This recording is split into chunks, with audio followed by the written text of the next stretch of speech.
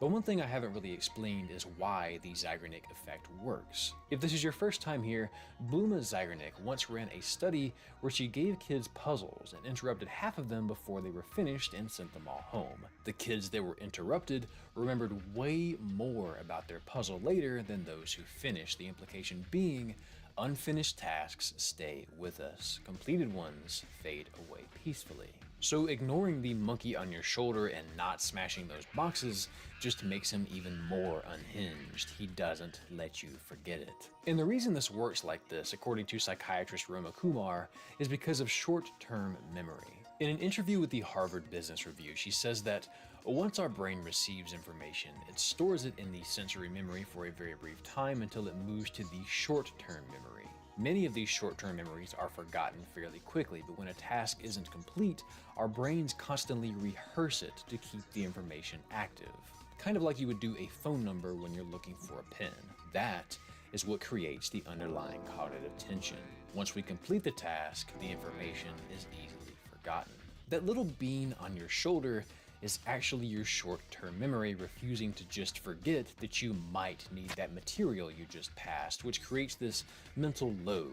Until you resolve it, your short-term memory will be subtly replaying that moment over and over, calculating how long it would take to turn around, considering why you might need to go do it, contemplating the potential ramifications of not going back and saving the time that you'd waste later if you had what was there all along. Okay, fine.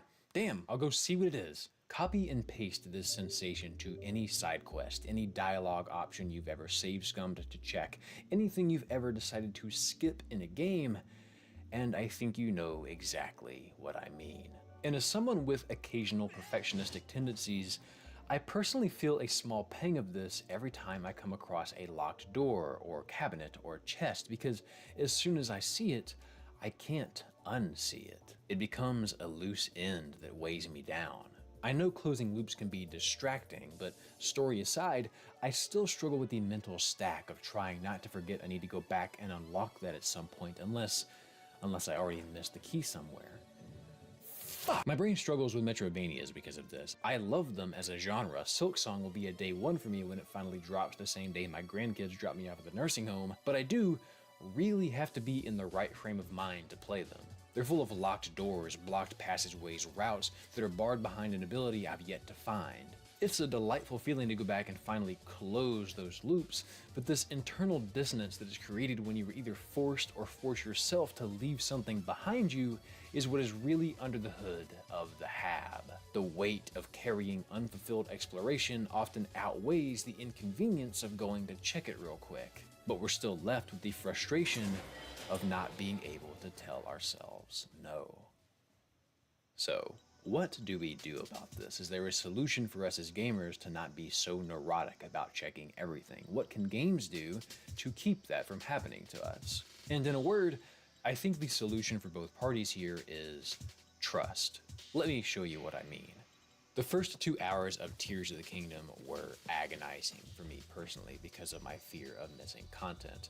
I was kicked out here, told to go here, and then I proceeded to wander around and interact with things that weren't ready to be interacted with yet. I couldn't make heads or tails of these rails, I was clearly missing a way to move the blocks here, and I didn't even know these were shrines yet, they hadn't been activated. This is a prime example of a time when I should have just listened to the game and followed that little blue rope. If I had done that first, then the shrines would have all been ready for me. I would have had access to the tools that interact with this place in the opening hours of the game would have been delightful. So the solution here becomes a two-way street. One, I could have just done what the game said and headed right to the temple. Or two, the game could have just put me out here instead of here. It could have opened with me meeting Rauru and activating all the shrines. Then I couldn't have wasted 2 hours trying to optimize my time with the game. And this is what I mean by trust being the answer. I could have trusted that Zelda wasn't going to lock me out of all this area once I progressed the story. I could have trusted that it was okay not to fully explore the map before I went here, but so many games have taught me that it isn't okay. Games haven't built that trust with me, so I feel like all of my obsessive preparation is necessary, which can be exhausting. Now that being said, a lot of games do a really great job of being clear about this sort of thing. Hey, you won't be able to come back here for a while. Are you sure you want to continue? Hey, we're gonna paint these boxes and rock holes yellow and piss everyone off, but at least you'll know what you can and can't break and won't waste time doing this. At least you know this particular rock formation isn't a loose end you have to close. Hey, you decided to go off the beaten path. Here's a room bursting at the seams with goodies and not one single common item at the end of a long hallway. Ladies and gentlemen, did you miss out on your platinum? I present to you the chapter select screen. It's beautiful, I know, it's absolutely stunning. Yes, absolutely. Wait, don't lick it. What are you doing? So as far as games earning our trust that we will, 1, be rewarded for going off the beaten path, and 2, not be punished for not going off the beaten path, I think games these days are only improving and making it easier to not stress about missing anything. Obviously, some exceptions apply and maybe don't set you up for success. For the record, I still think Tears of the Kingdom is fantastic. I'm just incredible at ruining things for myself, but games these days are doing their best to keep me from doing that. That said, this whole trust thing is a two-way street, so how can we learn to trust games? How do we let go of the fear of missing content? We've talked a lot about how some older games might have conditioned us to play them a certain way, but what we haven't explored is our inability to just ignore these impulses. Sure, we know why they're there, but why can some of us ignore them where others can't? My guess is that a lot of this obsessive double-checking is rooted in what psychologists call maladaptive perfectionism, which in this context I think manifests in the desire to not necessarily play the game to have a good time, but to avoid having a bad time. Refusing to play in any fashion that is imperfect because it could lead to a disappointing experience. And while real-world perfectionism is something that does cause a lot of people very real issues, and if you genuinely struggle with it, don't be afraid to seek professional advice, I do think some of these strategies for combating it can be applied here.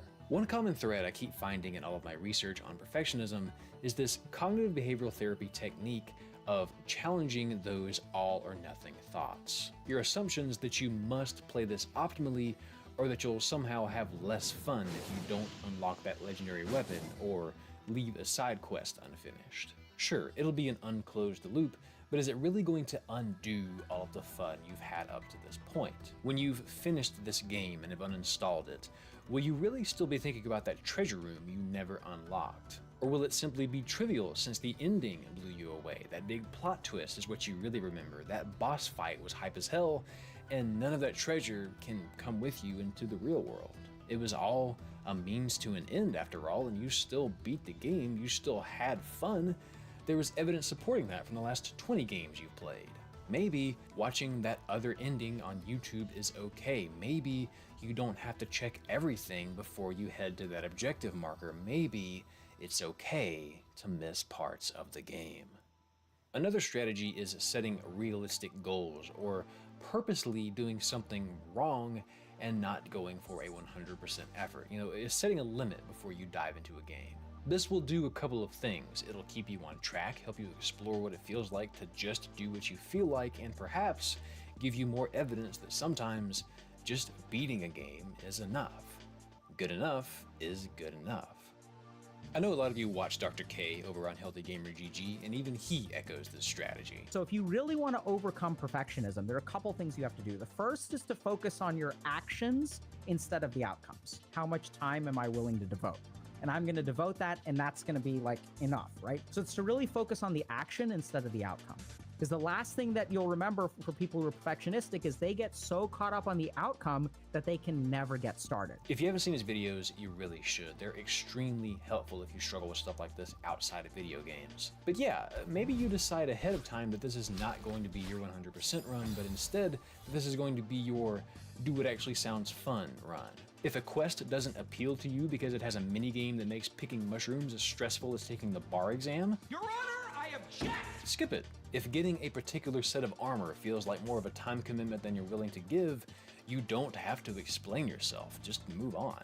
Missing content should never paralyze you into a game feeling like a chore, especially since leaving certain stones unturned adds crazy replay value when you decide to play it again down the line. Apparently, I missed an entire dungeon in Tears of the Kingdom. Initially, it bothered me when I found out after I rolled credits, but I was able to combat those feelings with the realization that I still unmistakably had a tremendous time with the game, and the knowledge that in 2 or 3 years when I go back to replay it, there is so much more to discover. And these strategies are sort of how I've healed from the butterfly effect of Dead Space's light rope. I try as best I can to just go with the flow when I play. I accept that missing stuff is a natural part of the journey. Mistakes and oversights should happen. The decisions I make should have consequences. And I've said it before, but I refuse to optimize the fun out of my time anymore. Habs still happen, I'm sure they always will, but the monkey on my shoulder is much less of an asshole now. I named him Cecil.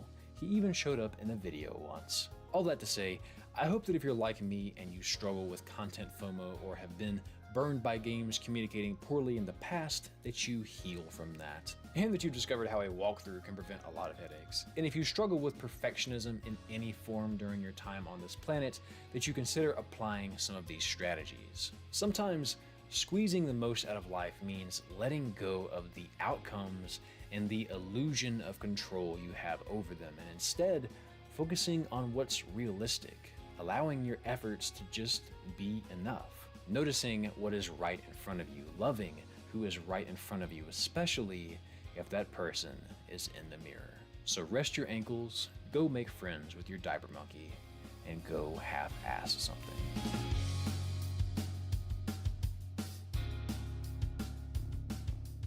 Hello, dearest friend.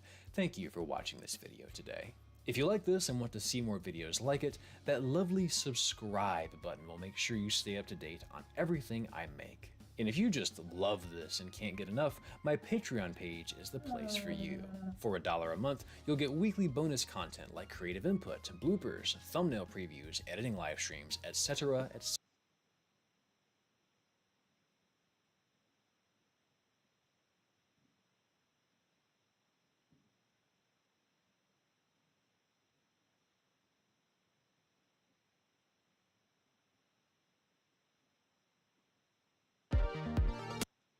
Horror games. You either like them or hate them, no in between.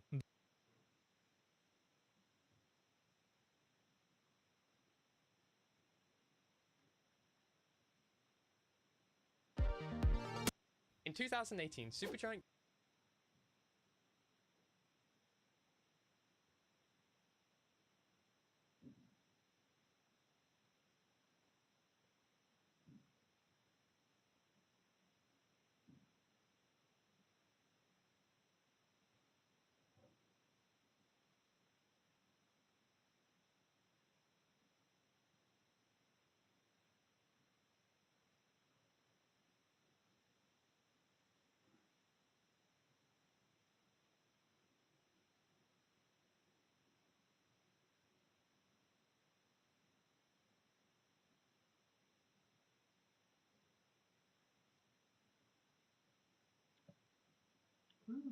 Granny is a game that took over the horror scene in late 2017, being played by the same kinds of people you'd see watching Subway Surfers and GTA 5 racing videos today.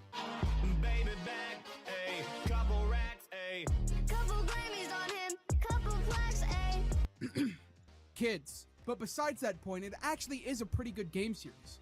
It may not look like it, but if you look past the surface, which is why I'd assume you clicked on this video, you can tell that there's a lot of care put into this franchise. Despite the most recent installment in the series being 3 years ago, there's still a large following around it with no downward trend.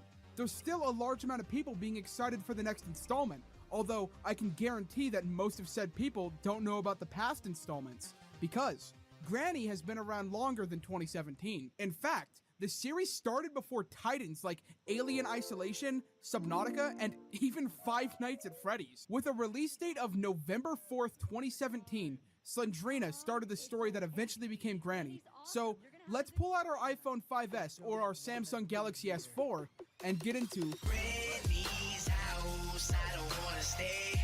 I just wanna go home, I don't wanna be at Now is when I would pull out my iPhone 5S, but I don't have one of those, so I'm going to be playing on BlueStacks, which is where all the footage will be from. Oh god, this really is from 2013. So the first level starts us in the warehouse where we're tasked with finding 6 items to open the door. These items are keys and Slendrina chases you around, which we should get into her design now since we're going to see her for the rest of the levels too. Although we can't see much of her before her unwrapped face texture covers the screen, we can see that in this version of the game she is super low detailed, having a solid white dress and solid black hair with no texture whatsoever. This first level and pretty much all the levels after definitely show their age. They all look like proof of concept Roblox levels. After you get all 6 keys, you can go back to a place where you came from and you get a screen saying, "Congratulations, you found all the items and managed to keep your eyes from Slendrina." It also plays this god-awful annoying victory sound that hurt my ears for every time you beat a level. Wow! My ears! That is probably the scariest part of the entire game. Level 2 puts us in a hotel where we have to find 6 fuses to repair the elevator we came from. We don't really get any backstory as to why we are on these locations, but it's a mobile game from 2013, so we can't really expect that. This level is where I actually realized that Slendrina's AI makes it so she can only spawn behind you, so if you never turn around at any of the levels, you're guaranteed to never see her, although some of the level design forces you to turn around since you're searching for the items. This level is pretty boring, and this game in general is, but the next game shows us a massive improvement, so we won't be here for long. The next level has us in a forest taking after her father, Slenderman, or presumably. We can't guarantee that the forest is inspired by Slenderman, but the series quite literally started as a Slenderman fan fiction, so it's our best bet. In this level, we have to find 6 items and then the gate will open. These items have nothing to do with the gate opening. The first one I found was a painting of Buddha, and the second was a picture of a 4-leaf clover. And then just other random stuff, and magically the gate opens. And finally, we come to the last level, which puts us in a swamp, and this one actually makes more sense than the rest of the levels, telling you that your car broke down and you need to find 6 items to repair it. This level actually seemed to be very glitchy with Slendrina, having me die randomly without even looking at her. Throughout the level, you can find a tire, a car battery, your car key, which is in the middle of the forest for some reason, a spark plug, a gasoline canister, and a steering wheel on a tree branch. While it doesn't make sense why these car parts would be scattered around a swamp, at least you actually have to collect items that have to do with the car. And that's Slendrina 1. It's pretty subpar. You can definitely tell that developer wasn't very experienced, and you can tell that the game was made in 2013, but it's not the worst thing in the world. Feels like one of those crappy games you'd play on a Discord call with your friends. Hello. Have you heard of Granny? Yes. They made Granny woke. The next game in this series is Slendrina Asylum, being released on July 5th, 2015. This game only has 1 level, but it's a major increase in quality from the first game. First of all, Slendrina's AI has been slightly improved, but her design has been changed a lot. Now she actually has texture to her, appearing to be a ghostly woman with a wedding dress, and she looks covered in dirt like she was just dug up from her grave. In the gameplay for this one, you enter an abandoned asylum with the ambient of heavy breathing and a baby crying.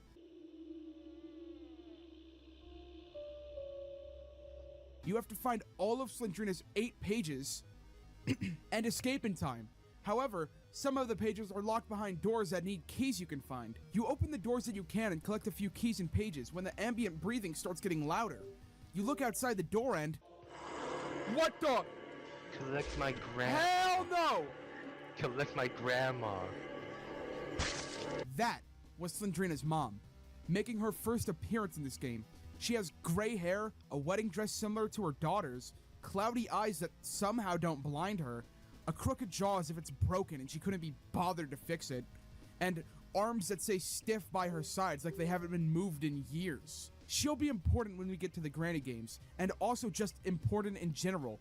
She makes various appearances throughout the series. It is very impressive that back in 2015, developer was able to make a freely roaming AI that is actually just decently challenging to face. Most games, as of recent, are just scripted sequences for everything. After learning the breathing I was hearing was an actual enemy in the map, I decided to investigate the crying sound, and it led me to a room in the middle of the map where there was a picture of Slendrina and a picture of her mom, wheelchairs lined up next to the wall, and a baby in the middle of the room. This baby had the face of Slendrina, but we couldn't see much more as it was wrapped up in a blanket. This baby also didn't shut up for the entire fucking gameplay. By the end of this, I had a terrible headache, but while I was playing it, it wasn't that bad. Now, let's talk about health.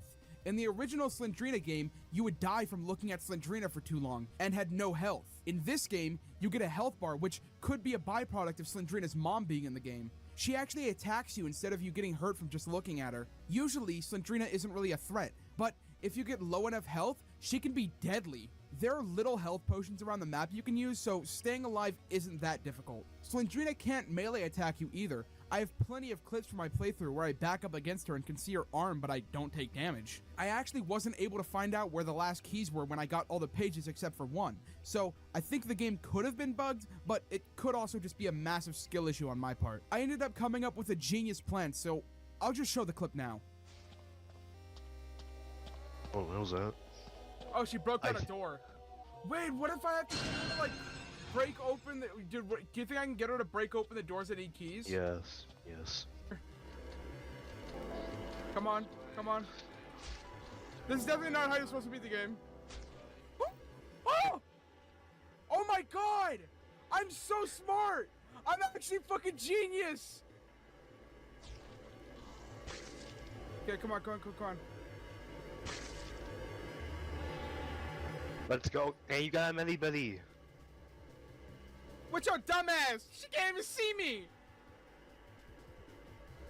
Let go. After we leave the building, we get the message, "Pooh, that was a creepy place." And the baby. Who was it? What was it? Well, I managed to find what I was looking for anyway. Ah, lovely weather. This might just be the worst ending screen in any game ever. Okay, now I should probably mention something. Asylum wasn't the second game in the series. We actually skipped over a couple games. That's because Asylum doesn't have much to talk about compared to these games. So, the games we skipped over were House of Slendrina and Slendrina the Cellar. There's also another game called Slenderman Stands, but that game isn't really important, and it's just the first game the developer made. It doesn't contain any info on the Granny/Slendrina series. But without further ado, let's get into Slendrina the Cellar. So in Slendrina the Cellar, there are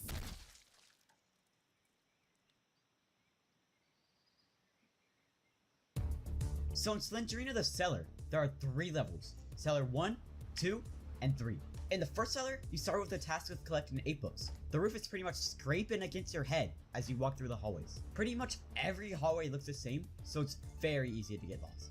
There's multiple scripted events throughout this level, including Slenderina running across the hallway, a giant Slenderina head on a spider's body gliding down the hallways towards you, the lights going out and heavy breathing down your neck, and many more. These scripted events definitely make the gameplay better, as without them, it'd just be wandering down hallways until you find all of the books and leave. Slenderina herself isn't that much of a threat in this game.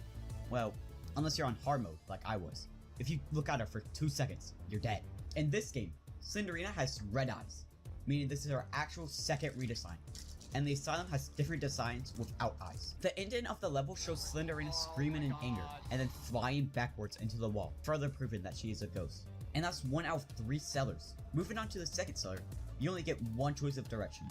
Well, until you go down the stairs. You get to choose left or right. The location in the cellar is slightly different, having the walls made out of ancient bricks that seem to have no pattern to them whatsoever. The floors are made of dirt and concrete with the occasional staircase adding depth to the location. Once you get deep enough in the location, multiple staircases down, you can find a little spider quickly crawling on the ground to you. The spider has the head of Slenderina, but once you get close enough, you can see the spider isn't actually a spider, instead being a body severed from the waist down. Once the body inevitably catches you, it makes it so you can't move and adjusts itself in front of you, and then launches itself into you. This doesn't actually kill you though, and you can continue. I don't know what this means, or if there's any logic behind it. Maybe it's schizophrenia, because they seem to be adding that to anything these days. You actually see the same body again running down a hallway as another scripted event. If you follow it, you get led to a room with a painting, and walking up to the painting. Oh my god. It is impressive how much attention to detail there is in this small game from 2014. There's a lot of level design and little bits of storytelling throughout each level that aren't necessary at all. After beating Cellar 2, you get the same exact cutscene from beating Cellar 1, but this time the wall she goes back through has a hallway next to it. Final cellar is cellar number 3, and as soon as you enter, you can see it is very different from the first 2. This one appears to be more in an office building, but it's most certainly abandoned. Going behind the desk in the room you start in makes Slenderina's face appear on the computer.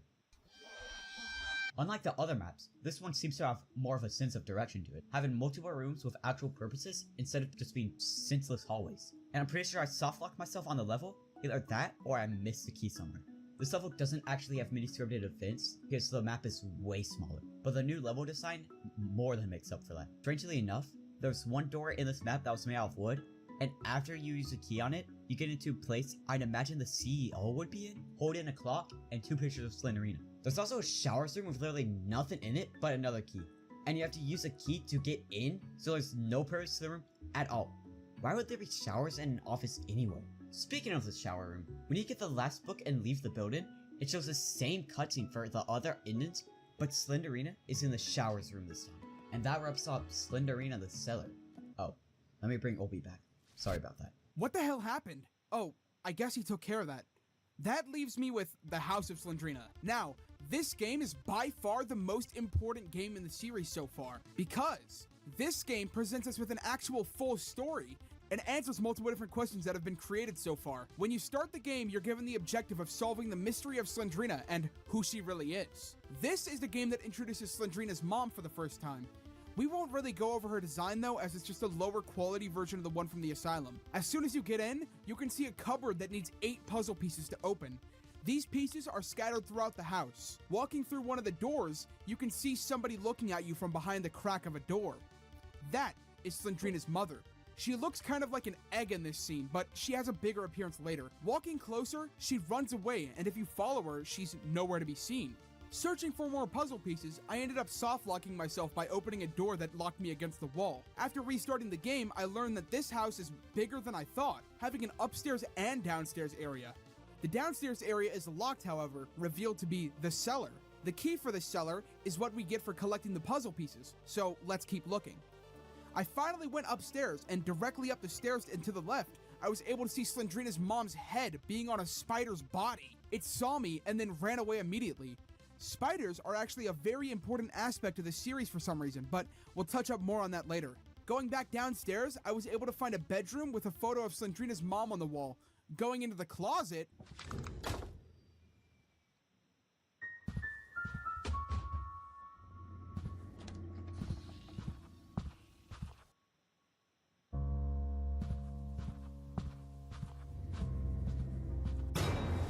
searching further, I found the last puzzle pieces and grabbed the key to the cellar. Going down into it, you get the message crowbar find, which is developer trying to tell you to look for a crowbar, but I don't think English is their first language. When you get to a 4-way area, you can see Slendrina watching you from behind a barrel, and she runs away if you get close. Down one of these hallways, I found the crowbar, and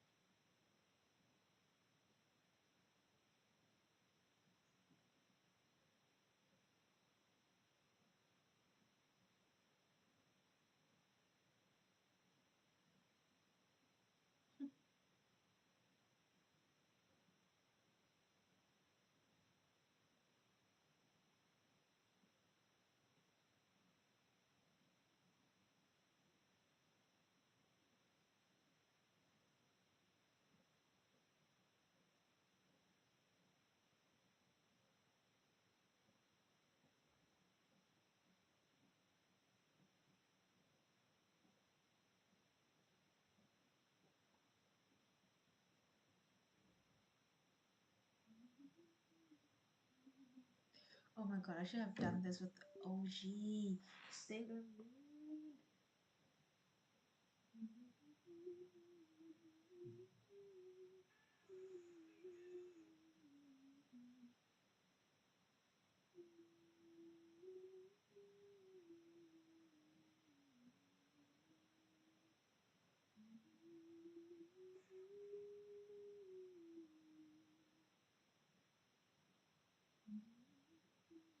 Other pools of this. Usually, Gave, I'm going to go on a tangent here, but Gave is usually feminized in the fandom. And, well, this is kind of a bit canon because technically his model is very effeminate. Not very, but relatively effeminate, especially compared to his counterpart, literally counterpart. I'll hate them. So, yeah, he's often. His features are. Oh, yeah, he's also canonically beautiful, like his mother. I'll hate them. He's canonically handsome, like his father. Yeah, what choice here? People grasp onto that. Personally, I know he's pretty. That's why I was. Actually, no, I like Gave his because of his characterization rather than his looks. I mean, now I go insane for his looks, but isn't that kind of it? Like rose tinted glasses. When you like someone, everything they do becomes 10 times more attractive. And ever since I fell in love with Gabe's character, everything he does becomes 10 times more attractive, including just existing. So, yeah.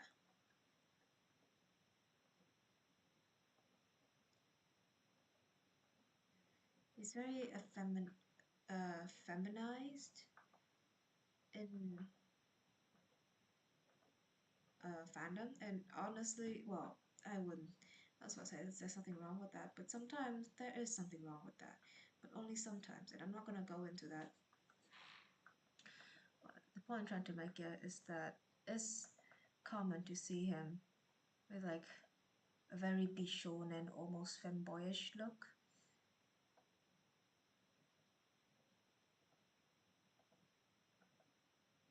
He's almost exclusively always depicted as bottom. I personally don't care. I would gladly consume any content as long as it is Haikabe. That is just how I roll. Some people have preferences. I don't. And yeah, the thing is, it's always a treat to see someone who draw both of them as masculine as each other. You can say that it's not canon, but from my POV, I canon it. From my POV, I prefer it when people draw both of them masculine.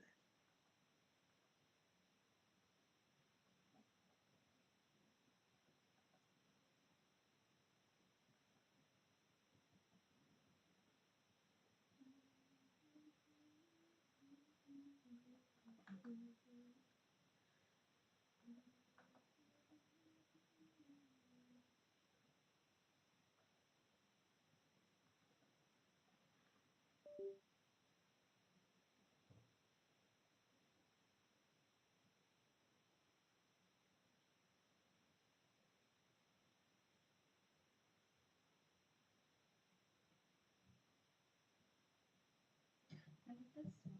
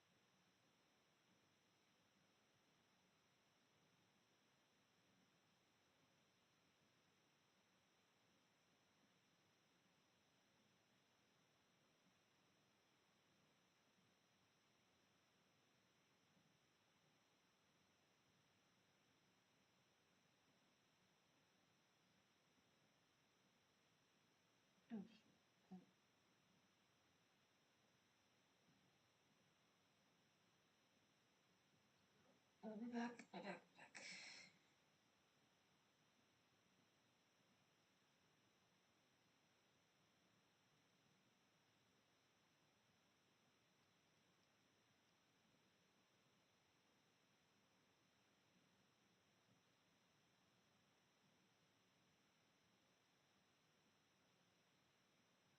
Okay.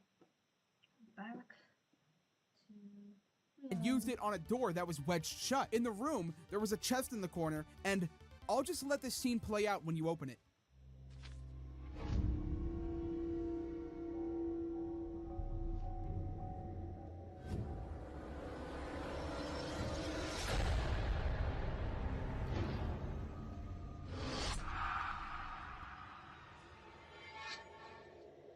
Congratulations! You found the answer to the mystery of Slendrina, is the message you get at the ending. But let's talk about what just happened.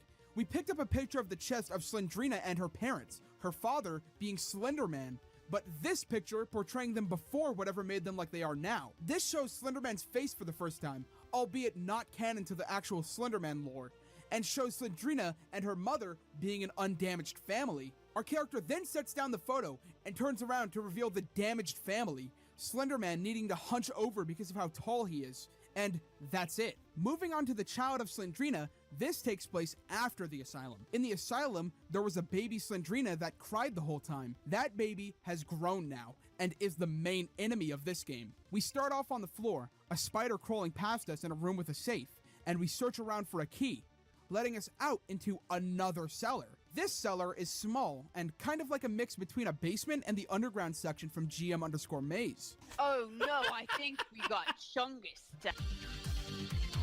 This cellar, of course, has multiple locked doors around and keys you can use to open them. But in the distance, you can hear a disgusting breathing sound and footsteps. I decided not to be a pussy despite what's on my head and ran into action, discovering none other than a dachshund of Slendrina.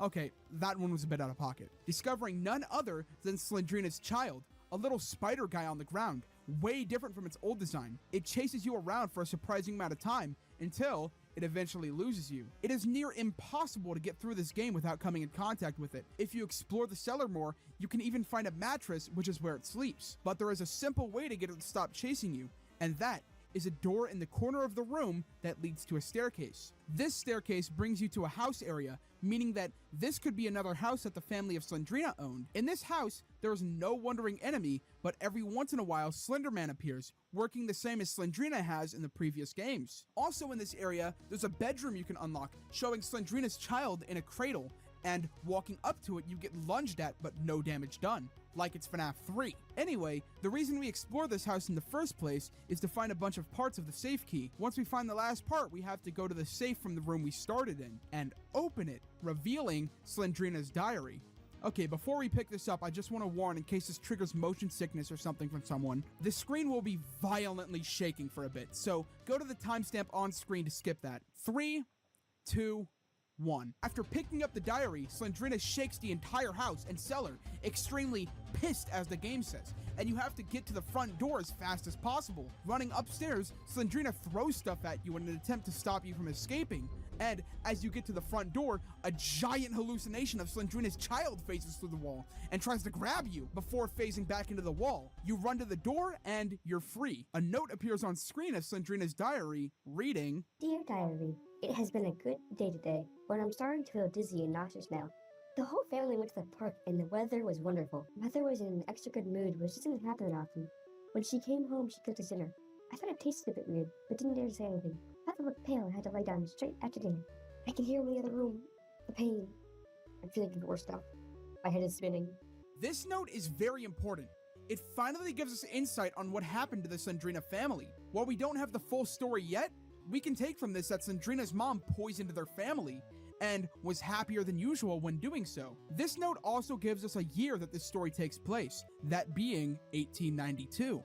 Specifically, July 10th is when this note was written, but who knows how long it's been since this note was made. Definitely doesn't look like a short amount of time based on the characters' designs, but also, Slendrina's child does age through the games, so maybe it wasn't that long ago. That wraps up this game, but it feels like we're actually getting somewhere now. With only 4 games left until we meet Granny, let's get into Slendrina, the School.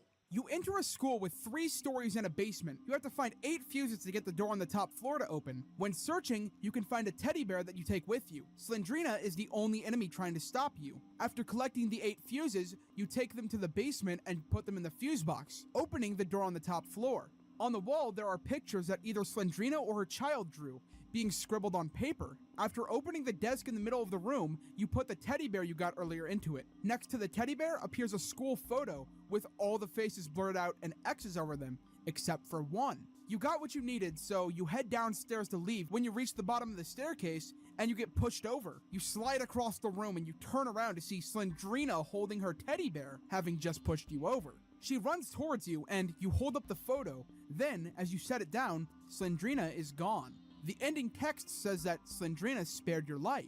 This could be because you brought her the teddy bear, as that seems to make her satisfied in the future games. Now, about the photo, we don't really have any direct confirmation for anything, but we can theorize. I think that the singular unblurred face has to be Slendrina, or else why would we get it at all? This would be another photo of Slendrina before she was poisoned, and while it's possible the X's over the other students' faces could mean something, I don't think that it does.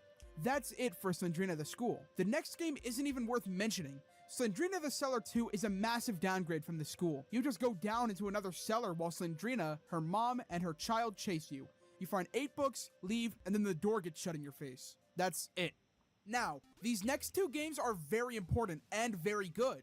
They expand on the Slendrina family, and the second one is the most important to the series. But let's not get ahead of ourselves and start with the first. Slendrina the Forest starts off with us, believe it or not, in the middle of the forest. We're told that this forest holds a dark secret, and we're given a map of locations to investigate. Randomly wandering around, I found a tent with a generator and a record player inside. There was no fuel, so we couldn't listen to the record player.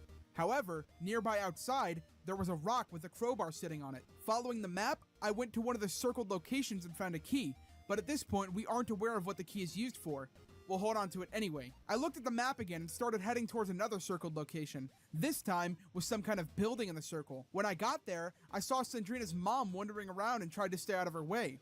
I went into the building and looked around, finding another key in a box I broke open with my crowbar. I picked it up and looked in the next room, seeing Slendrina's mother facing the other way. I quickly turned around and ran away, following my map again. I came up to another building, and entering the front door, there was a vampire standing tall at the end of the hallway. Getting closer to him, he closes the door in your face, but we'll talk more about him later. Going upstairs, I found a box that needed a 4-digit code to enter. I don't have this code yet, so I left the building and went to another one. This building had a key underneath an epic fiver commission in the floor. And upstairs, there was a coffin that needed 7 keys to open. Now we know what these keys are for, so let's look for the rest of them. Leaving the house, I found a gas canister so I could finally fuel that generator from the beginning. On the way to the tent, I found 2 keys, which means that the final key is most likely in the 4-digit box. Turning on the generator on the record player, it played a voice saying the code 5379. So, I went to the box and that code worked to open it. Having all 7 keys, I went back to the coffin and opened it, revealing the vampire from before, laying down with his eyes closed. I was then told to leave him be and escape, but I was an idiot and Slendrina's mom killed me before I was able to leave, so I'll just play someone else's footage of the ending cutscene. Sorry it's so low quality.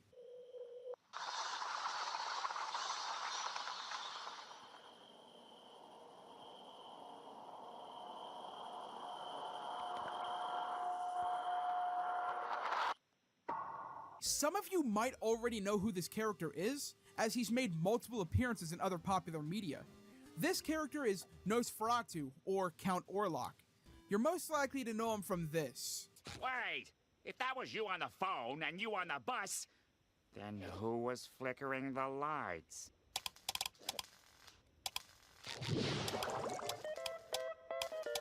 Nosferatu!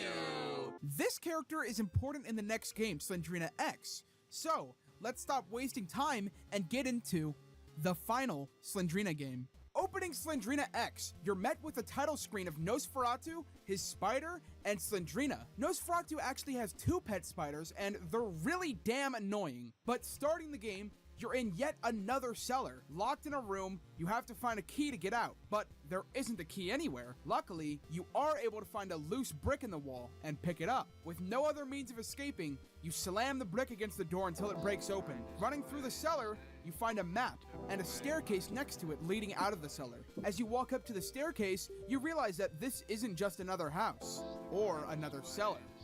This is Nosferatu's castle. With no sense of direction yet, you walk through the castle and find keys laying around. Coming across the spider, he's actually very fast and hard to get away from. Further exploring, you will eventually run into Nosferatu. Now, he's kind of blind and sometimes he doesn't see you, but he works pretty much the exact same as the spiders. This castle is huge and has multiple stories.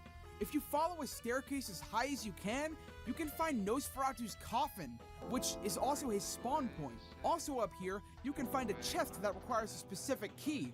And on the wall, there's swords. Unlike in other games where these would just be decoration, you can actually pick up the swords in this game and fight Nosferatu and his pet spiders.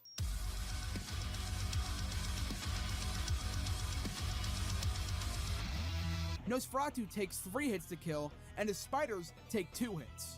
This sword pretty much eliminates all challenge from the game. Well, unless you're on mobile, which is where the game is intended to be played. So I guess it isn't that bad. I'm playing a PC port, which will be linked in the description. After wandering around even longer and gathering 2 keys, you can enter a dining room area, and there's another door you go through, revealing a cage, and Slendrina's mom is chained up inside.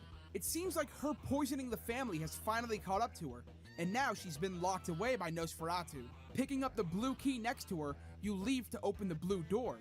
But you hear a crashing noise coming from the room you were just in. Going back into the room, and surely enough, the cage has been broken, and Slendrina's mom is missing. This doesn't make her a Roman character or anything, but we will be seeing more of her later.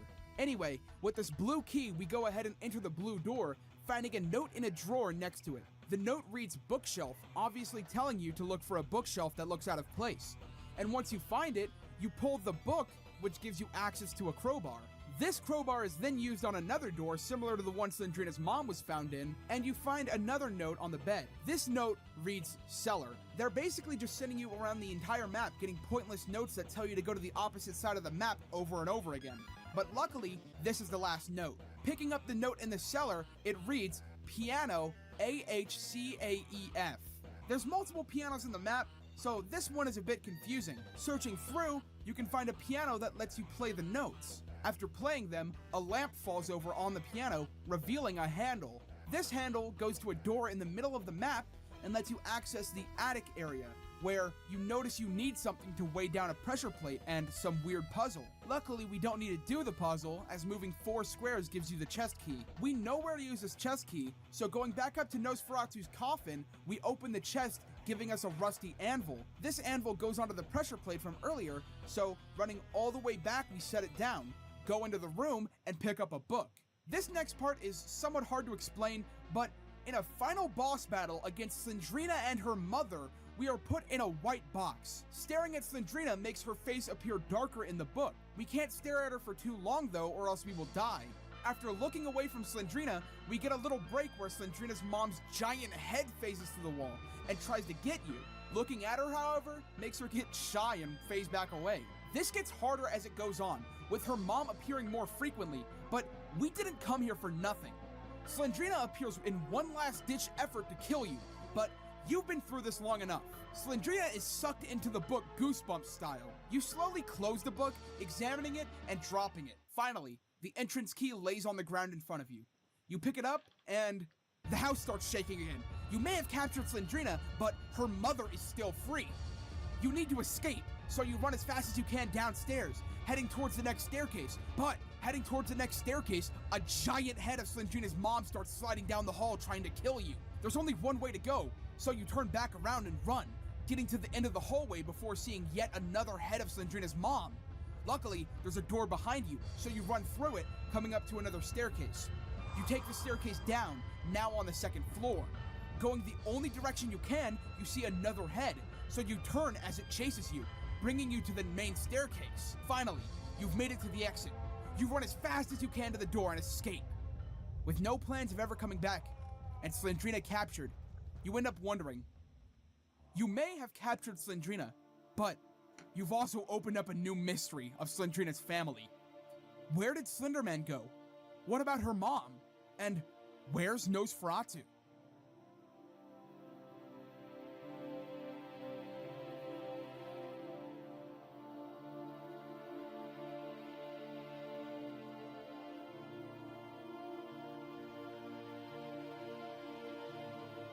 And now finally, after 10 games, we've made it to Granny.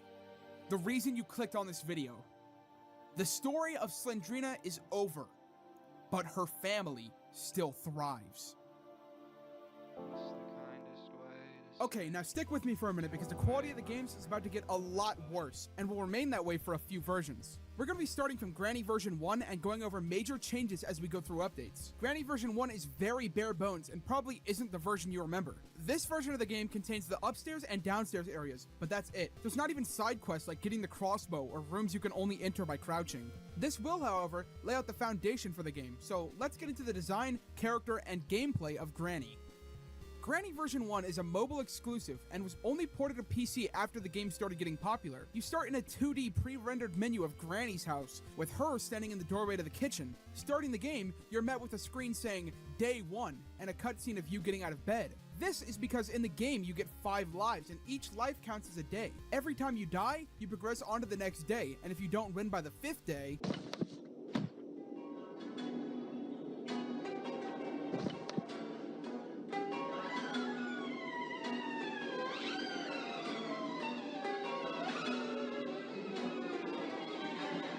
to win this game, you have to collect all of the keys to the door, which usually consists of a padlock key, a hammer, cutting pliers you use on a wire downstairs and a wire on the door itself, and a master key you use on the door's handle. In this version of the game, there's only one other item other than the vase that you don't use on the door, and that is a safe key that you can use in the basement. So speaking of the basement, let's go over the house itself. The top floor is where you spawn, in a spare bedroom. Next to the bedroom, there's a bathroom where literally everything is covered in blood. Actually, there's a lot of specific details in this house that indicate another person was a victim before us, but we'll go over that later. On the other side of the bedroom, there's another bedroom, with a closet connecting to yet another bedroom. If you leave through the third bedroom, you'll realize that this entire upstairs area has a nice little balcony down to the main entrance. In the main entrance, there's a little string trap that rings a bell whenever you step on it, letting Granny know where you are. Also in this room is a door under the staircase that doesn't really matter for now, and a door to the basement. Moving on, there's a kitchen near the stairs with a questionable fridge and a microwave that sometimes has an item in it, a dining room connected to the living room with an actual TV, and a room that is literally empty, only having a chair and a couple containers. So that brings us to the basement. Being weirdly detailed, having a blood stain on the floor next to a drain, a prison cage door, a bench with some barrels, some wood crates around, and a safe that contains an item you need to get to escape. Now, since Granny's followed me down here, let's talk about her design. She has a misshapen head with some hair, but she's mostly balding. She wears a long gown and wields a baseball bat with blood on it. Her mouth stays open, her teeth disgusting yellow mixed with blood, looking almost like rusted metal. And sadly, under all that dress, she has no legs. Granny also throws down bear traps occasionally, and since the house is so small, they pretty much immediately end your game. Since the house is probably as ancient as Granny, the floors creak sometimes when you step on them, but always creak in the same place. Granny will rush to the location you're in if she hears you creak a floor, so you gotta be careful where you step. Beating the game gives you a cutscene of Granny standing in her doorway, watching you run away, and then it says, the end. Now, let's skip a couple versions so we have something to talk about. The following changes are a result of both 1.1 and 1.2. The house is now bigger, introducing a secret area you can find through the closet in the upstairs bedrooms. This leads to multiple staircases, a secret hole to hide in, and a secret path to the basement, making Granny have to loop the map repeatedly if you drop an item on either side. Also inside this area is a little box you can unlock, giving you a defense mechanism against Granny. If you find the weapon key, you get a crossbow that can knock Granny out for a different amount of time, depending on difficulty. And don't worry, we'll also go over difficulty later. Anyway, while Granny is knocked out, you have free reign of the house, and she cannot get you, obviously. Also with this crowbar, you can knock over a screwdriver in the staircase on a shelf. And this screwdriver also goes down to the secret area, unlocking a panel at the bottom of it near the basement. Now, let's talk about the other new area, that being the attic. This is another staircase up from the upstairs area, and in it, you can find a loose floor that you can knock down. as well as a boarded off area. Breaking open these boards with a hammer, you see an empty room, but you can use the planks to build a little bridge across the floor that fell earlier. This adds a new use to the cutting pliers, as inside of the jail cell, there's a fan you need to disable to get one of your key items. Now, remember when I said you only have 5 days to beat the game? Well, also added in these updates are painting pieces that allow you to piece together a puzzle in the basement to give you an extra day. If you're a speedrunner and you're unlocking the main door too fast, Granny puts a code lock on the door to slow you down. This is triggered after getting all the keys to unlock the door. Now, I don't think this has any implications lore-wise, but I could be wrong. If it does, it would mean that Granny is a fair player and actually wants you to escape, but that's something for other people to solve, unless I decide to make a lore video on Granny. Oh, also, Granny was given legs in 1.2, so that's cool. That's all the new features, so let's skip a couple versions, and now we're covering versions 1.3 and 1.4. Now going into Granny's basement, you'll find an extra room behind 2 boxes. In this room, there's a note that was left by the previous victim of Granny.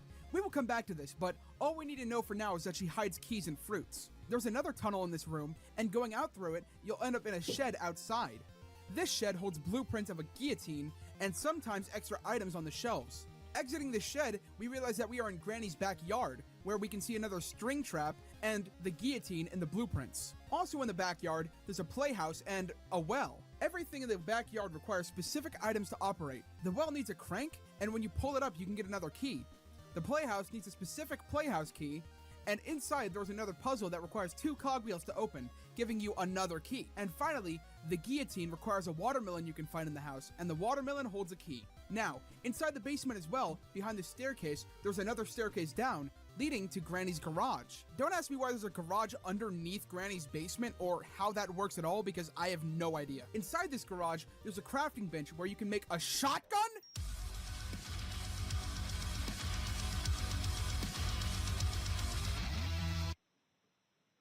Also, inside the garage, there's a sauna that you can lock Granny inside and knock her out if you turn it on.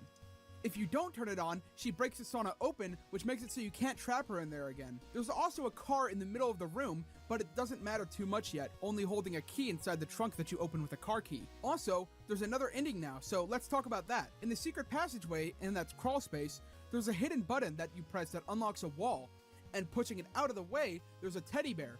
This teddy bear may look familiar, and that's because it's the same one from Sandrina the School. Picking up this teddy bear, your heart starts rapidly beating, and Granny is alerted to your location immediately. Her eyes turn solid red, and she's faster. If you knock out Granny, you can bring that teddy bear up to the attic, where there's now a cradle in the once empty room behind the planks. And throwing the teddy bear inside,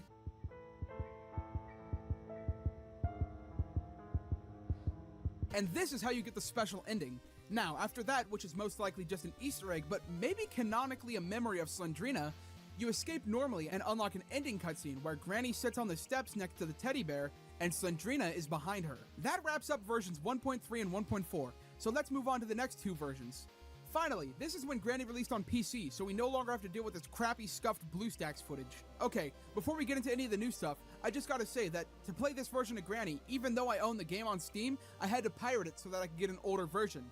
That is why Granny has a Christmas hat. The first thing you'll notice is how much darker it is. This is because for the PC release, Granny had a massive graphical overhaul, making the game look way better, darker, and in turn, scarier. There's 2 new rooms to these updates, but that's kind of out of the way, so it's hard to explain them. The first room is inside of the 3rd bedroom upstairs, and you have to knock over a painting which gives you access to a lever.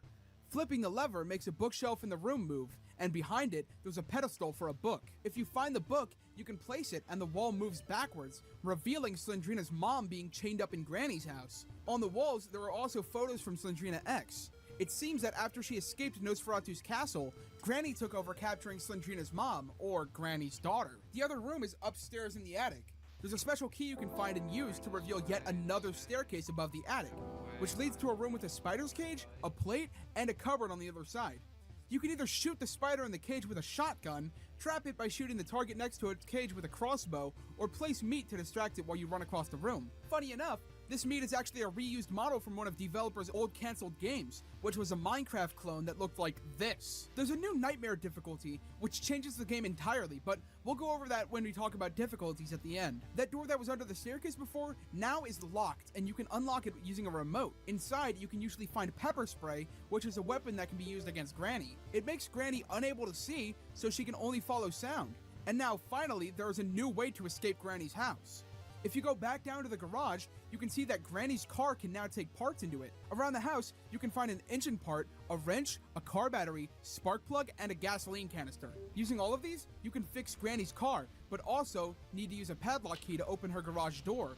Now, when you open it, you will see a brick wall, but that won't stop you. Starting the car, you drive backwards and forwards repeatedly until you thrust forward one more time and crash through the brick wall, which gives you a new escape. These next versions we'll be talking about are some of the biggest updates, and the last updates as of recording this video. So let's get into the final Granny updates. The first addition is going back into the secret room in the closet. You can go down each staircase except one, and into the room with the hanging meat, there is now a secret room behind it. This room is the old house. It has a dining room, a closet, a kitchen, and another closet. The kitchen area has Granny's pet bird, and a food tray to distract it, similar to Granny's pet spider. You have to find bird food to feed it though, instead of meat. Also connected to this area is a sewer, which could have been a past basement to this location. This place has a locked door connected to it that can be opened by shooting a target through a little hole in the wall. Going into this room, you can find a freeze trap, which is another weapon that can be used against Granny. Using it makes her freeze solid, and then you can push her over and she breaks into pieces. Also in this room is a skeleton. This room could have possibly been used as a jail cell for the previous victim, and that skeleton could be his corpse. But we're getting ahead of ourselves. We'll talk about the previous victim at the end of the updates, so let's keep moving. Granny's car has been changed, so now it's a newer model. Most of the updates between 1.7 and 1.8 were bug fixes, so good job, developer. And now we're on to the last update, 1.8. Where you explore the first floor of the house, you may notice a trap door on the floor of the living room, requiring a spider key to enter. Once you find the spider key and come back, you can open it and drop down. You can get an item in this little crawl space, but the real action happens when you drop down again. You're met with a tunnel and water up to your chin, spiders crawling on the walls, and you push forwards. There's a place to enter, so going through, you're met with a maze. This maze isn't very complicated, don't worry, but explore for too long and you'll hear a scream behind you, one that sounds very familiar, and that is Spider Mom.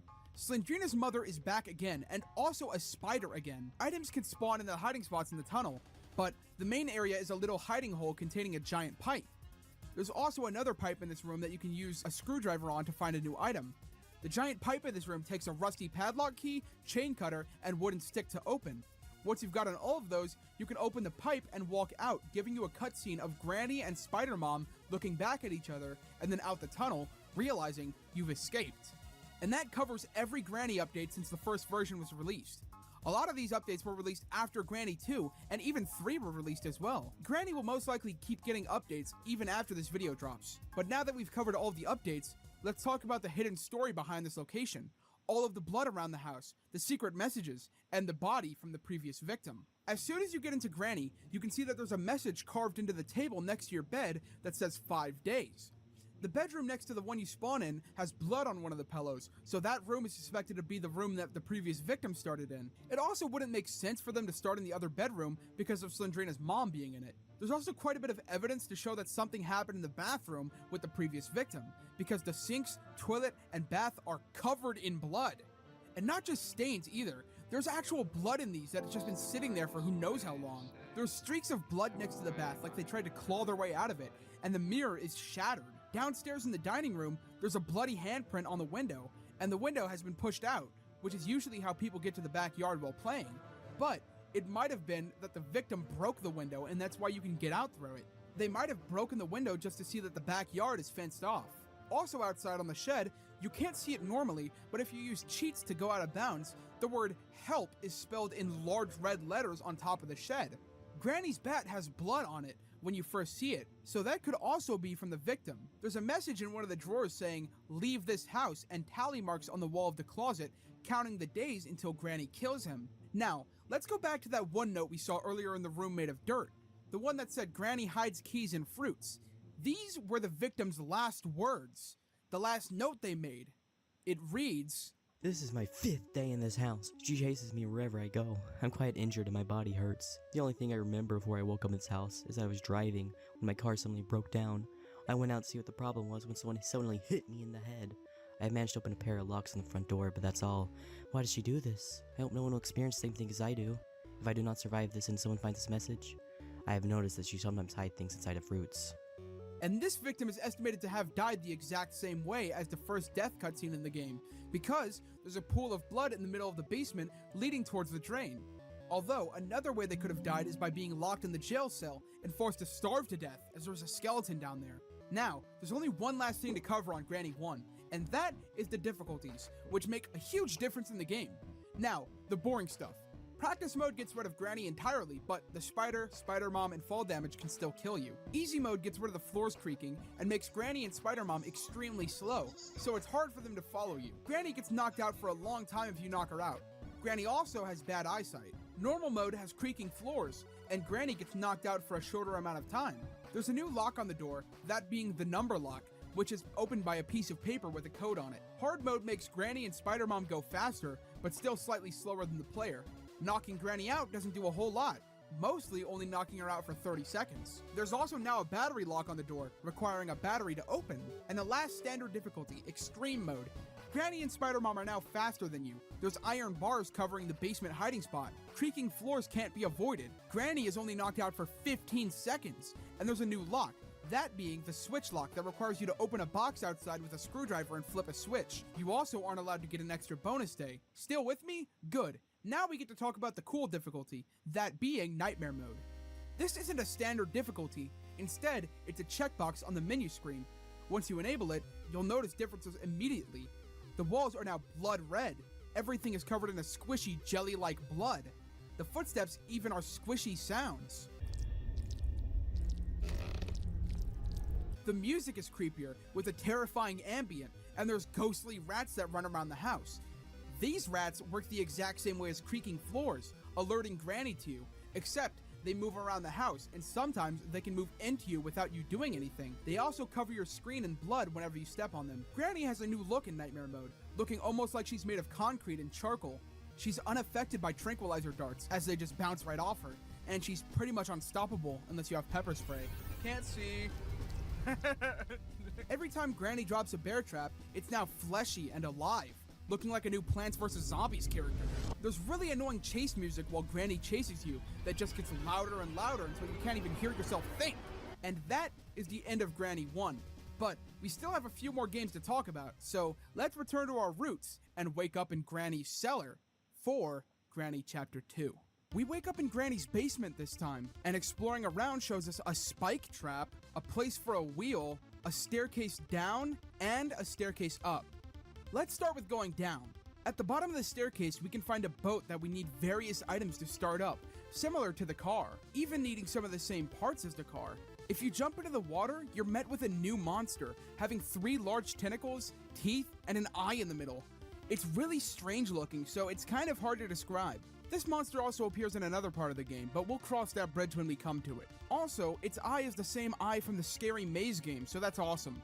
Going up the stairs, the first thing you'll see is the front door, armed with a brand new set of locks. First thing you need to unlock is the cage door, which is controlled by a wheel downstairs in the basement. Then, there's an electricity trap you can unarm by cutting a wire upstairs behind a painting with cutting pliers. Then, you use a padlock key to unlock the padlock, and put a door handle on the front door, and you're free to go. Okay, maybe it isn't that simple.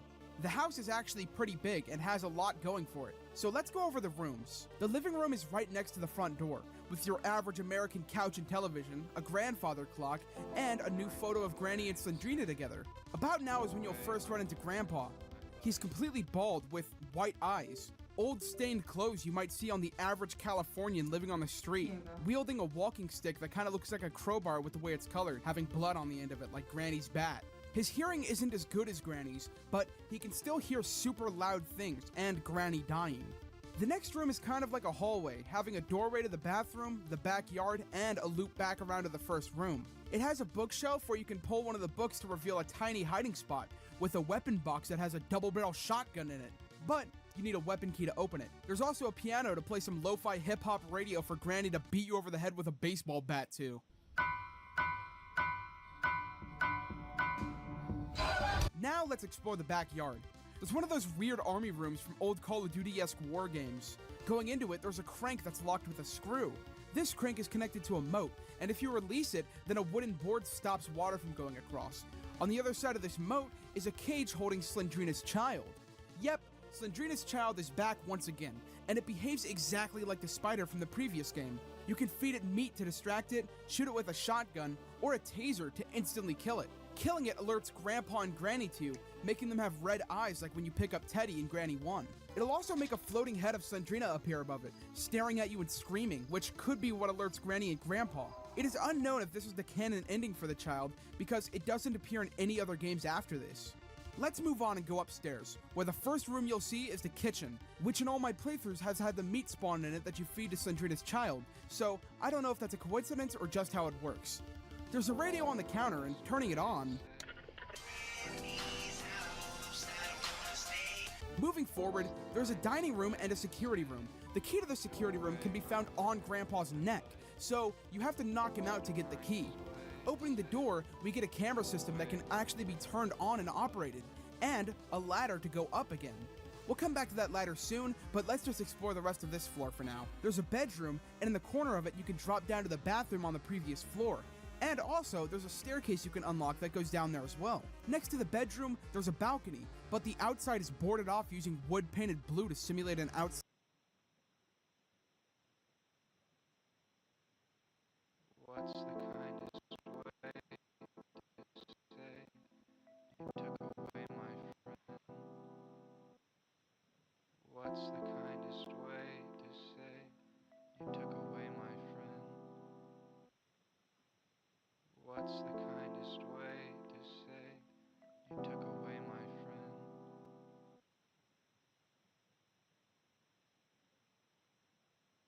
What's the kindest way to say? What's the kindest way to say? Wait, does that mean... Oh my god, I did that thing again. The end.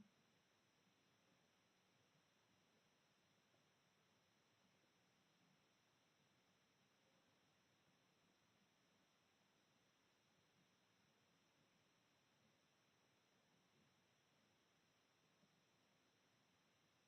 end. The end. The end.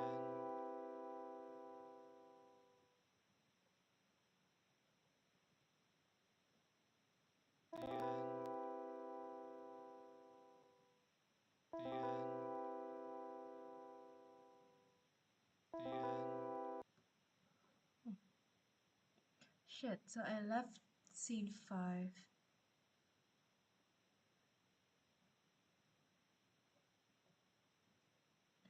I left scene 3 What's the kindest as way usual. to say you took away my friend, my body?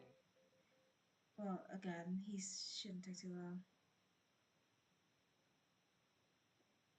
These are 3 of the most powerful children of Wolverine. Number 3, James Hudson Jr. Belonging to the Ultimate Universe, James is the son of Wolverine and the Witch, who possesses all the abilities of his father. He is also resistant to telepathy and has the natural ability to coat his claws, as well as his entire skeleton, in a strong metallic substance that can cut through steel. Number 2, Rienne, also known as the Queen of Nothing. She is Wolverine's daughter, born to the sorceress Sylvie Darquiness. She possesses all the magical abilities of her mother, has retractable bone claws that cast a blue glow, and is capable of creating portals to hell. Number 1, Ray's Darkholme. Ray's was the mutant son of Logan and Mystique from Earth 13729, who inherited the abilities of both of his parents. While possessing the signature bone claws like Wolverine,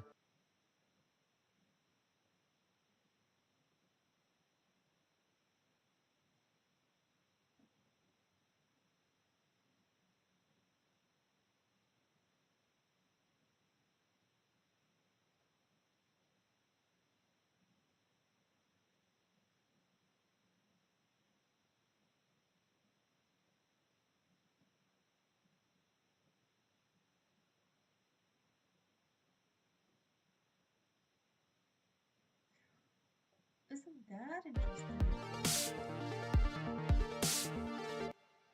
welcome to the Kill Count, where we tally up the victims in all our favorite horror movies. I'm James A. Janice, and today we're looking at Emesis Blue, published on YouTube in 2023. Emesis Blue is a feature-length fan film animated entirely in Valve's Source Filmmaker. The Source engine has powered a litany of huge hits, including Half-Life 2 and the Left 4 Dead series, although personally I experienced it more through Counter-Strike Source and especially Day of Defeat Source. Man, I love Day of Defeat. Emesis Blue's writer-director Chad Payne didn't base his film on those other, more grounded games, though. He used assets from Team Fortress 2, a cartoony and stylish 2007 release that chronicled the endless war of Red vs. Blue. No, sorry, not that Red vs. Blue. This machinima uses the Red vs. Blue that has all the hats. So many hats. TF2 is a multiplayer first-person shooter. There's no single-player mode or campaign to speak of, just endless match after match online. But that doesn't mean Payne had nothing to work off of. The game has a very specific aesthetic, not quite mid-century modern, but definitely 60s spy genre inspired, like early James Bond films. The jazzy soundtrack and propagandistic posters all over add to that flavoring. Also, and I didn't know this, but Team Fortress 2 did have lore that was gradually established through game updates and comic books. As the story goes, in the late 1800s, munitions magnate Zephaniah Mann had two feuding little asshole twin sons. He gifted each of them an equally useless plot of land.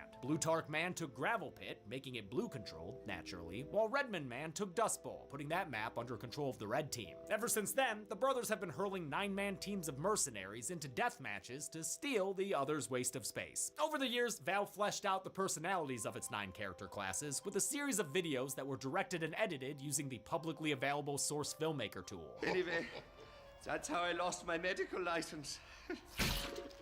Archimedes! No! For his feature-length Source debut, Payne took that same software and the broadest strokes of the game's lore, but left out its sense of humor to create something much more disturbing. I was intrigued when I heard about Emesis Blue because Team Fortress 2 is, no joke, probably top 3 games in terms of hours of my life I've spent playing. I used to take my laptop to lectures in college and play it in the back of the auditorium. Don't do that, it was fucking dumb. Payload was my favorite. I mostly mained soldier, but also medic like a mofo with friends. I absolutely love TF2, both for its gameplay and its sense of humor. The way the characters act and sound in the game is hilarious, and I watched those Meet the Blank videos as they came out. I was delighted to learn they still hold up now, a dozen years later. They're well made and legitimately funny, just like the game itself. Emesis Blue follows 2 storylines, one of a medic looking for his missing patient, the other of a spy and his soldier assistant searching for a kidnapped governor. Their storylines intersect and get tangled at a slaughterhouse of horrors, which houses a respawn machine created to provide the warring Man brothers with their infinite troops. The respawn machine is central to the whole film, which explores the side effects of that technology and what happens when it starts to malfunction. If you've watched Emesis Blue and still didn't know that was the story, don't worry. The movie is a bit on the opaque side, avoiding flat-out explanations and instead reveling in its nightmarish tone. Between the time jumps and time loops, it's easy to get lost. And even after watching this several times, there are still certain things I don't understand. But that doesn't really bother me, because this thing is nothing short of a technical masterpiece. Every shot makes it obvious why it took Chad Payne 5 years to finish the film after releasing the first trailer. It's creatively directed, which is doubly impressive given how it was made. Payne clearly has a cinematic eye and a sense for suspense. Yeah, I was lost sometimes, but I can't understate how impressed I was by this thing. In a film about infinite troops fighting in an endless war... Endless war? I know exactly how that feels. Damn it, Soren, this is gonna mess with my KD.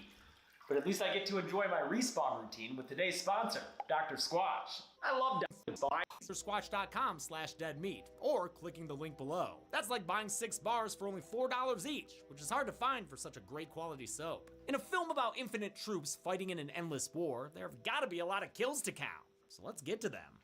Mama. Đó là quen đâu. Đã bao giờ quen đâu. Hôm nay trên về trên ăn đặc sản gì? Sao không ngủ trưa đi nghỉ? Sao nó nhắc mình ngủ đâu đó thì chán à? Sao nó nằm ngủ?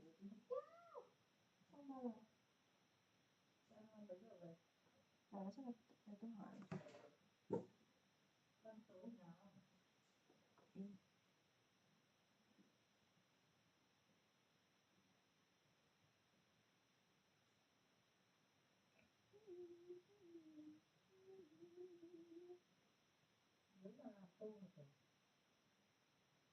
thì phải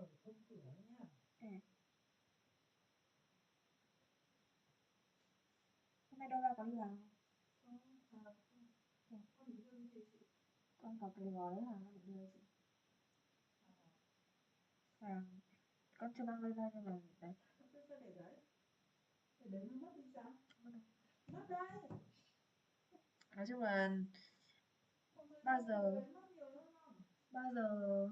đô la đi làm? Tuần chủ nhật á? Tưởng đi trong tuần mà. Xong rồi làm ấy à? Làm ngồi ấy ở cửa ấy, nhỉ gọi là gì nhỉ? Lễ tân lễ tân đi. Sao quá?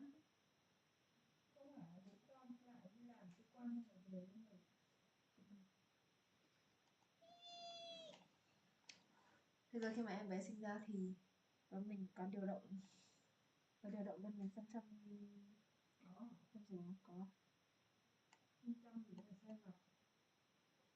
có tối nay về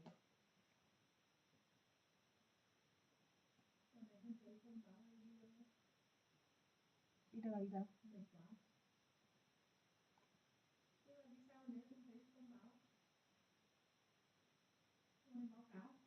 em bé nó sang bên đây đâu.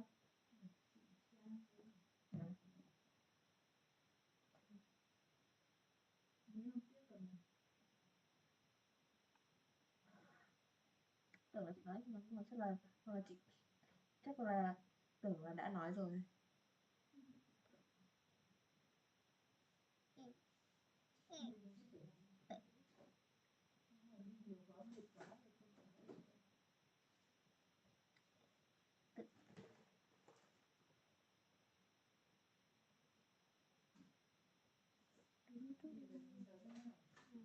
Đang ra mạng.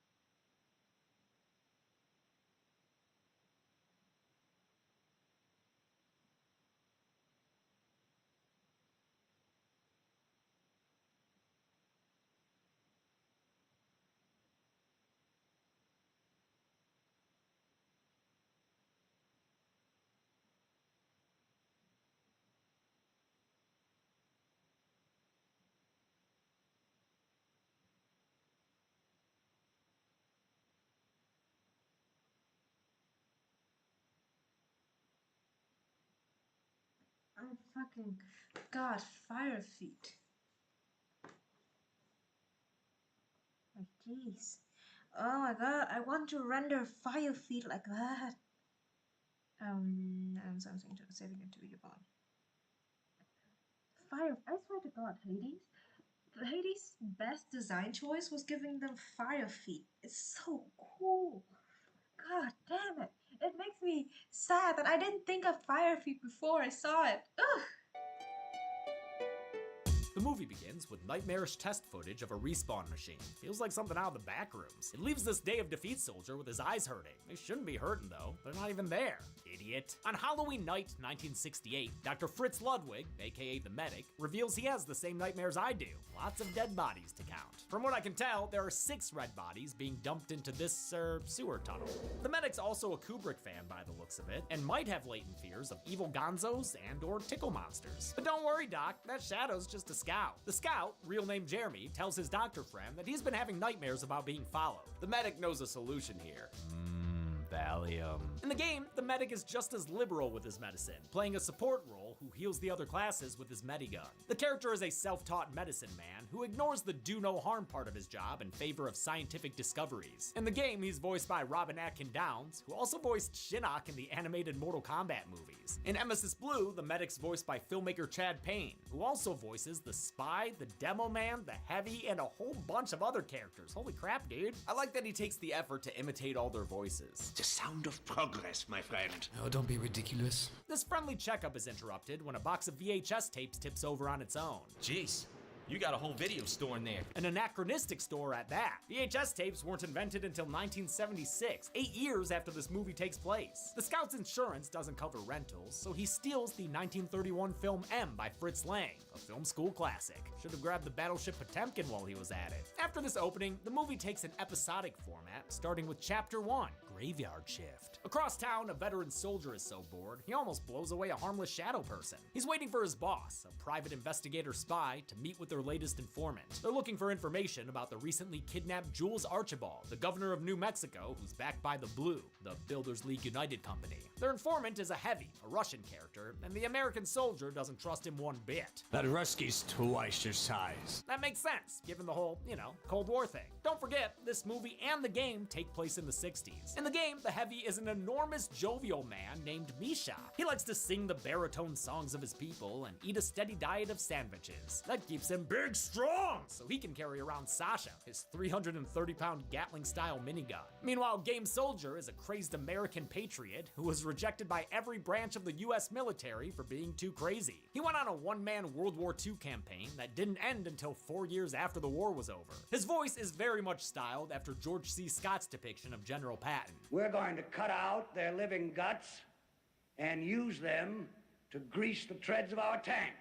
And from that day forward, anytime a bunch of animals are together in one place, it's called a zoo. In the game, he was voice acted by the late Rick May, who sadly died of COVID in 2020. But I do think Jazzy Joey Jr. does a good job emulating that style here. Also, I know the soldier's name is Jane Doe, but I'm gonna just call him Soldier. The Heavy informant doesn't show up empty-handed. What's on the briefcase? Dude, you can't ask that. It's the briefcase. In the game, the intelligence briefcase acts as the flag in capture the flag mode. You've got to protect that thing, or else you risk disappointing the announcer lady. The enemy has taken our intelligence. And you don't ask what's in it. It's just important, okay? It's your classic MacGuffin. The Heavy answers the spy's inquiries by beating the shit out of him. Thankfully for the spy, the soldier saves the day with some classic Cold War hatred. Hey, Stalingrad!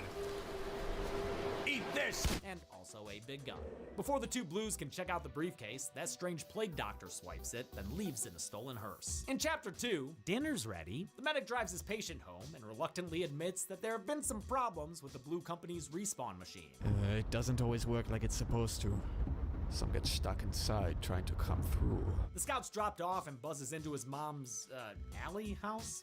What's going on here? Whatever, as long as it's got a TV, so he can watch the tape he took. Great use of the real movie's audio as this scene's sound design, with a lot of static, a ball bouncing like the one Scout tosses around, and a kid speaking German. Before you can say foreshadowing, Jeremy hears a voice say something much scarier on the phone. Hello? Thanks for the ride, Doc. It's a creepy recording of the conversation he just had with the medic. When the other him hangs up, Scout looks to his mom for guidance. Why is she peering around the corner like that? What the fuck was that? A terrifying kill is what it was. Looks like Scout's mom was decapitated, possibly by a shadow figure or, Asuka? No one's ready for that. The game version of the Scout also loves his mom, which leaves him vulnerable at times. Wait. He's the youngest merc, a cocky, loudmouth baseballer from South Boston, who, for some reason, has a Bronx accent. I don't even know where to start with you. I mean, do you even know who you're talking to? Basically, kind of a big deal. The Scout can walk, talk, and capture control points faster than the other classes, with his speed and double jump ability balancing out how weak he is. The medic wakes up from a little steering wheel nap and decides to return to the Scout's mom's home. There he finds a Sesame Street crime scene, with an M for murder, and also alluding to the movie on the TV. The situation gives the doc the vapors, and a minor concussion. Somehow, he comes to in his office, with blood on his hands. Maybe that M at the Scout's house stood for medic. He's definitely having some kind of breakdown, but at least it gives us Evil Dead 2 gags, that's fun. Oh, wait, nope, never mind, that's another concussion. An envelope slides under his door with a key in it, which might be useful at the Conager slaughterhouse. That's probably where the Scout is now, whose muffled screams the medic hears over the phone. Chapter 3, wait, Incel Hell? Oh, Intel Hell, okay. Picks up with the spy and soldier at the crime scene pretending to be federal agents. One of the first responders says the perp left in an ambulance, pointing the dynamic duo to Dr. Fritz Ludwig. And if that wasn't evidence enough, I'd say this bone saw is plenty! The Hardy Blues head to the medic's office, where they make a ghastly discovery. It's his latest victim. It's a model, you idiot. A model bastard.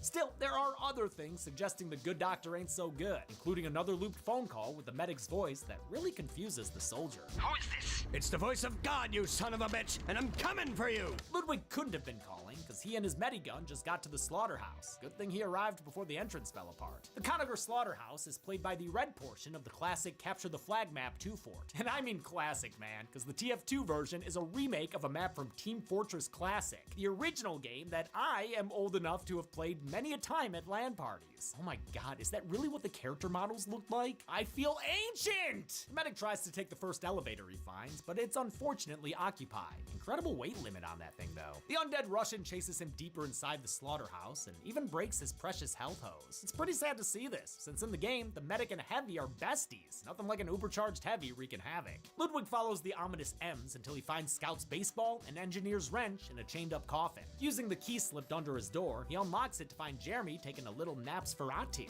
Weird how ungrateful he is though. If I had a gun, I'd shoot you, you sick bastard! Okay, you're welcome. The Scout runs from the healer directly into the bullets of a gun turret. It was set up by two engineer brothers, Slaughterhouse founders Zed and Maynard Conager. You look lost, boy. Don't like how that boy sounded coming out of him. Zed's the dominant brother here. You can tell by his communication style and how he gets first dibs on drill torture. Within Team Fortress 2 lore, the Conager family made infinite warfare possible. To feud beyond the bounds of their natural lives, twins Blutarch and Redmond Man both independently enlisted Radigan Conager to invent a life extender machine. Radigan's grandson, Del Conager, is the game's engineer character, a soft-spoken Texan who plays support by building teleporters and supply dispensers. Oh, and sentry guns. He loves his guns. The answer is a gun. The game character's soft-spokenness comes off as relaxed. His older bros and Emesis Blue, conversely, are menacing as fuck. Maynard is left behind babysitting the briefcase, but he quickly gets bored and plays the piano. It might be Blackbird by the Beatles. The chords sound similar to me. I really enjoy this part, especially with the funny little sound gag as the medic chokes the engineer with a phone cord. Too bad Maynard reverses the charges, and the two have to square off like the start of a Mortal Kombat fight.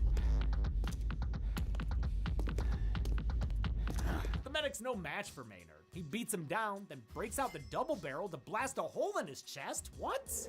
Luckily, this ain't no ordinary medic. He's extra absorbent, and also somehow alive again. That's brawny strong. Ludwig embraces his second chance at life and sees what's underneath those goggles. Nothing, tra-la-la. Ludwig goes savage and beats the engineer to death with the lid of a, copier? Or maybe a dumpster? I don't know. Either way, he cleans up the body in the end. Zed returns to see what's going on, but the medic wrangles himself a weapon, control of Maynard's sentry gun. Now that ain't a toy, son. Nope, it's an unlockable that he uses to shoot Zed against the wall. Then, as the Conagur's laughing, he double taps him to make sure Zed's dead, baby. Zed's dead. He takes the mystery briefcase, but doesn't get too far with it. Does this guy got low blood sugar or something? Oh, nope, sorry. He's just sad because he found out the scout is dead. Some blood in his baseball cap are all that remains after Zed's home impalement project. Outside, the spy and soldier arrive, and the soldier vouches for the versatility of his rocket launcher. I'm gonna use it to jump across this ravine. You really have lost your mind, haven't you? What? I've done it before. I love this reference to the in-game practice of rocket jumping, a soldier technique that's hilarious in concept and deadly in execution. Gunfire forces them under the bridge, and we pick back up with them in Chapter 4. They enter the slaughterhouse through the sewer lines, which is where they get shot at by a sniper. The sniper's presence was hinted at earlier when the medic arrived with a scoped-in POV shot. The soldier baits the sniper into revealing his position. Take your best! Thanks to a bulletproof vest, he gets a leg up in the fight. How did you know he wouldn't shoot you in the head? I didn't. They leave the sniper to die, only for the soldier to get stopped by a person from the shadows. Is that the teacher from Charlie Brown? Nope, it's the Pyro, known in Emesis Blue as the Butcher. If their white mask looks familiar, it's because they were seen at the Scout's house after his mom's head rolled. I don't think they killed Scout's mom though, since they were on the other side of the room from where her head was dropped. My assumption is that they kidnapped Scout, took him to the slaughterhouse, and gave him to the Conagurs to put inside the coffin. The game Pyro doesn't have a name, nor speak more than muffled noises. A long-running rumor is that the Pyro is a lady, with Easter eggs like a purse in the Pyro's locker. The Pyro, as you'd expect, is an up-close and burnt toast kind of fighter, but they might be the most compassionate class if we judge by personal perspective. Turns out, they see the world as a baby-filled candy land, and their flamethrower as a trumpet that shoots rainbows. Aw, that's nice. Pyro brings the soldier to his knees, and when the spy steps up, the Pyro shoots him in the leg. Further gunfire causes soldier to sprint away, separating him from his boss when a fire door slams shut. As the Pyro approaches the spy, the sniper laughs at him, seemingly with his last breaths. Pyro becomes a shadow figure and knocks the spy out cold. Spies and Pyros are natural enemies in the game, since the Pyro's flames are an easy way to suss out spies who are invisible or disguised as teammates. The spy is a support class who can sabotage structures and kill enemies with a single stab to the back.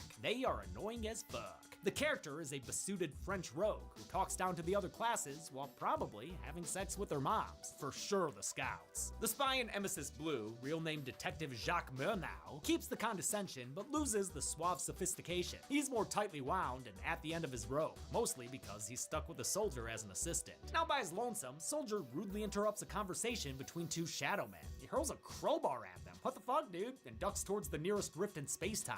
Huh, has that always been there? Oh, yeah, there's also a salad fingers looking motherfucker, but it seems like he's busy right now. Okay, bye. The soldier walks through the portal right into a war that sees 9 dead bodies scattered around the trenches. Or maybe this is the war's wreck area? Either way, the Twilight Zone version of his boss catches a whole heap of flames in an attack of some extra crispy foreshadowing.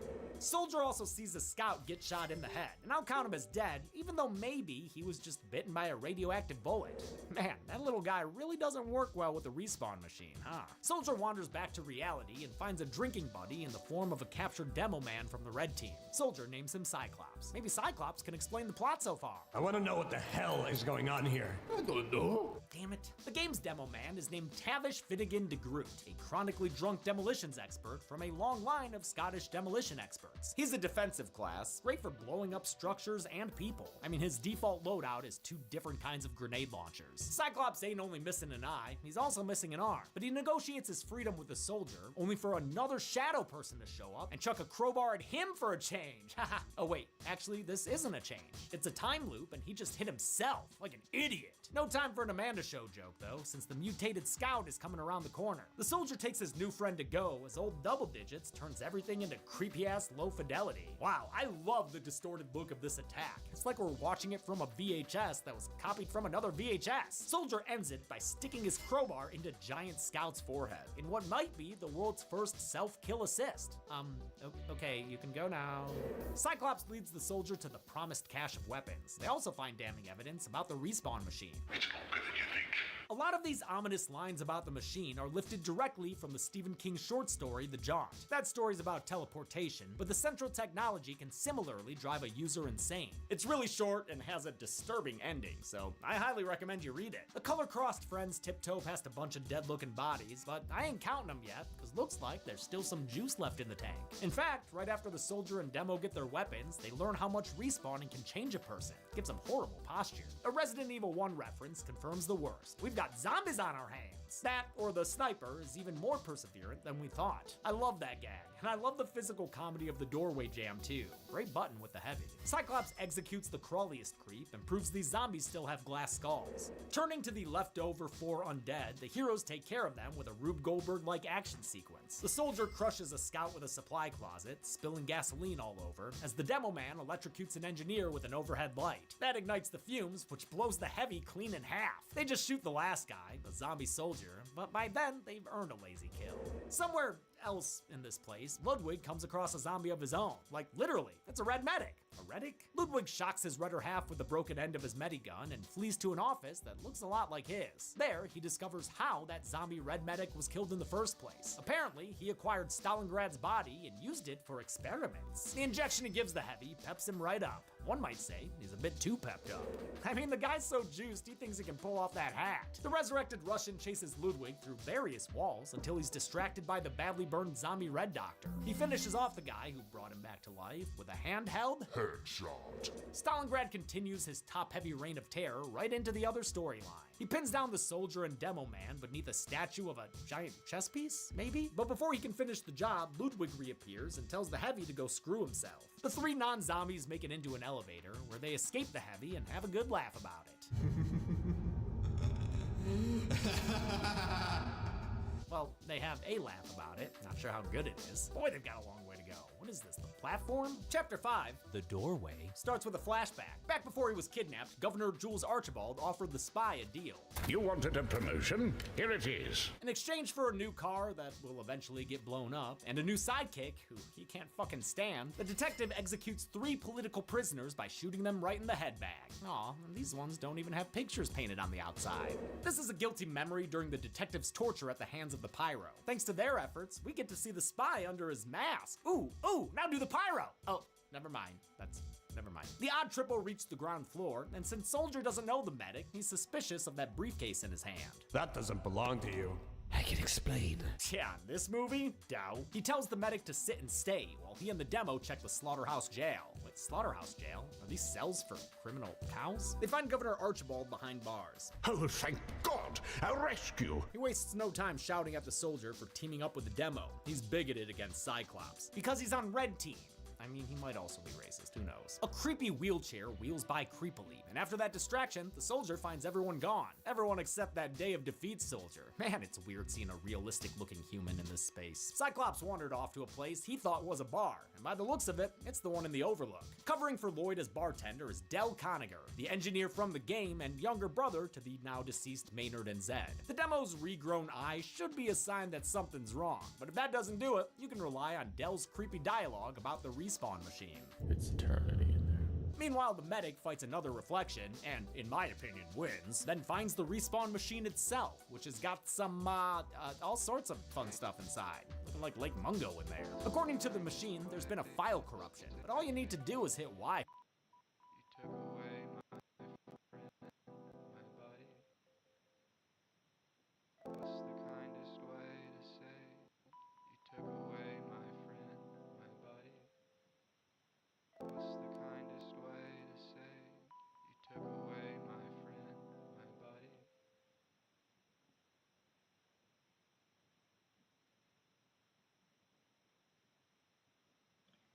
I'm gonna go to a coffee date now.